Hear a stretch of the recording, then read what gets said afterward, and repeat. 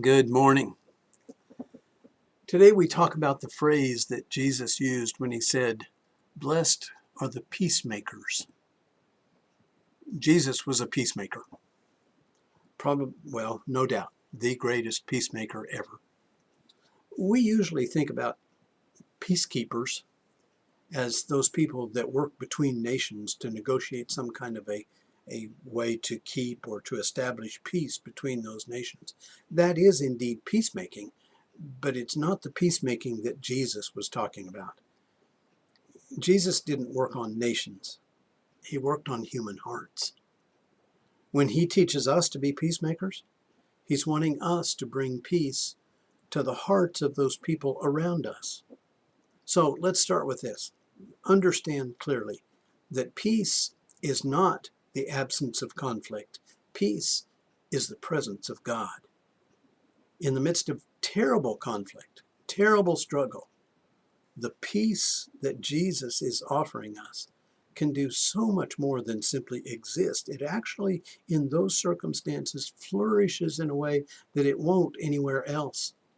The peace of God is very powerful, and it not only exists in the middle of conflict, it flourishes in the middle of conflict, because it is there that the peace of God so clearly stands against the things of this world.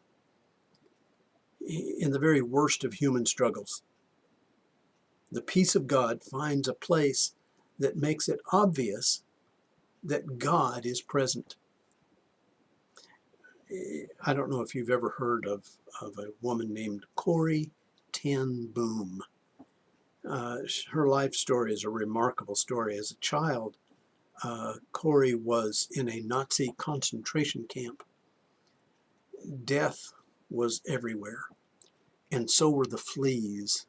It was a terrible existence. It was a miserable existence.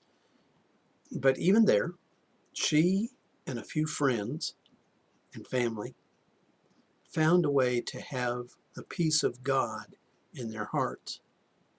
One of the chapters in her first book was entitled, "Thank God for the Fleas." She wrote this because their living quarters, the dormitories, the barracks, whatever they were called, that they were living in, were just awful, just not kept, terrible place to live, and infested by fleas. Well, certainly that was horrible. But they found out that those terrible abusive guards that were always around and always doing terrible things would not go into the flea-infested barracks. And therefore, Corrie and her friends and family could retreat into those places and be away from the abuses of those guards. For Corrie, that flea-infested place was a place of refuge. Now, what kind of a mindset does it take for us to be thankful for fleas? It was a mindset, actually, it was just a mindset that was looking for blessing. She was not choosing to look at all the negative. She was looking for blessing. And in this case, the very worst human abuses that people can inflict on people were being experienced in those camps at that time. And yet those were defeated by a mind that possessed the peace of God. Jesus wants us to have that kind of peace. It doesn't matter what's going on around us. If we possess the peace of God, we can cope. Actually, we can do more than cope. We can flourish. We can become something much greater than we ever dreamed of being because of the peace of God that lives within us. And especially during times of great distraction, great fear, anxiety, anyone who has the peace of God is going to stand out in a unique way. That's why Jesus is encouraging us to be the keepers of the peace, the givers of the peace. So, to have this peace of mind, We've got to understand also that the world around us is filled with peace robbers. Let me explain. Conflict between people robs us of peace. Guilt robs us of peace. Anger and fear and uncertainty rob us of peace. Hate certainly robs us of peace. When we see people demonstrating hate, we can know that whatever their reason for their hating, they are not knowing the peace of God, because the peace of God and hate cannot exist at the same time in the same human heart.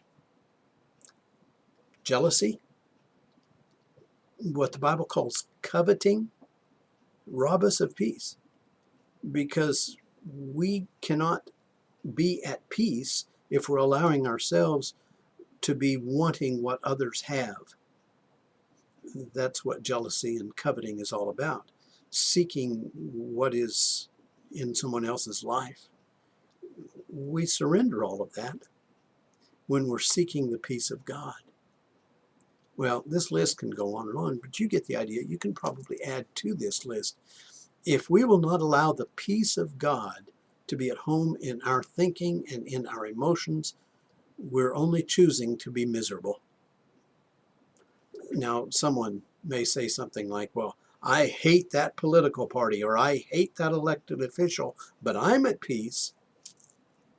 If they say that, pardon me, they're mistaking their own self-righteousness for the peace of God. And it's not a substitute. The peace of God does not allow that kind of emotion to go on within us. Hate cannot coexist with the peace of God. So, understand, Jesus did not come to negotiate peace between nations. He came to cleanse the human heart of those robbers of peace. In all fairness, someone may quote Jesus when he said, I did not come to bring peace, but to bring a sword. Well, certainly he did say that, and we need to look at that. But we also need to keep that specific statement in context. His idea was not to incite his followers to go use a sword against those who would persecute them. He specifically said, when asked about this kind of situation, he specifically said that my kingdom is not of this realm. If my kingdom were of this realm, then my followers would be fighting. But my kingdom is not of this realm. His statement about bring a sword had to do with the reality that his followers were about to meet up with terrible opposition, and that they needed to be ready to stand their ground against Satan and any who would work for the destruction of Jesus' kingdom or his message or his people. Keep in mind that Jesus also taught that we should love our enemies and pray for those who persecute us. How can we possibly do that? How can we love our enemies and pray for those who persecute us? Well, the only way that that can happen is if we have within us the peace of God. And then finally, Jesus taught the ultimate lesson about the peace of God, even as he was being nailed to the cross. In that terrible circumstance, when there were those people right there inflicting terrible pain on him, he said, Father, forgive them, for they know not what they do. And then a little while later, he was speaking to the thief next to him. There were two thieves, one himself vile and abusive and angry, but this other thief was sorrowful, penitent, recognizing that he was there of his own bad choices. And so Jesus spoke to him. When Jesus saw his fear and his anxiety, when Jesus saw how distraught this human heart was, Jesus gave him the assurance, today you will be with me in paradise. Jesus could have called on the angels to come down and completely destroy the evil that was executing him. But instead, He chose to take that moment and to give peace to a fearful, dying man. We have a lot of people around us right now who are afraid and distraught. So now is the time for us to be the peacemakers that Jesus wants us to be. Go have a peaceful day and share it with others. Bye. They resound with God's own heart.